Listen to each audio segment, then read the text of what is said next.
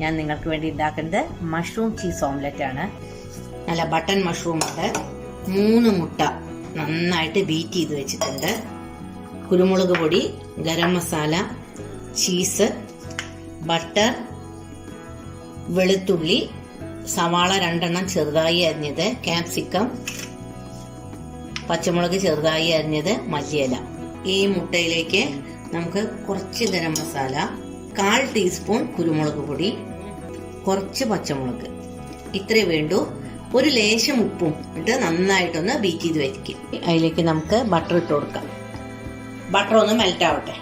നമ്മുടെ ബട്ടർ മെൽറ്റായി അതിലേക്ക് നമുക്ക് സവാള ഇട്ട് കൊടുക്കാം.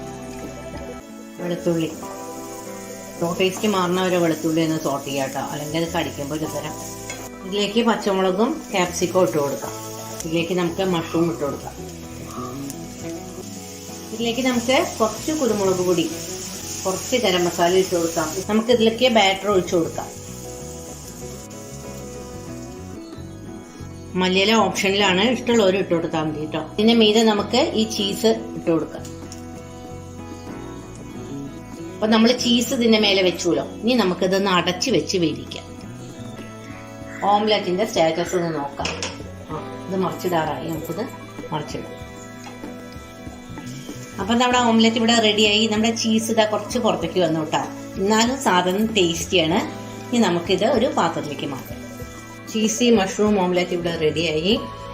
എല്ലാവർക്കും ഇത് ഇഷ്ടപ്പെട്ടു എന്ന് വിചാരിക്കുന്നു. നമുക്കിനി പുതിയ വീഡിയോ ആയിട്ട് അടുത്തന്നെ കാണാം. എത്ര വേഗം ഞാൻ ഓംലെറ്റ് ഉണ്ടാക്കി കഴിഞ്ഞു.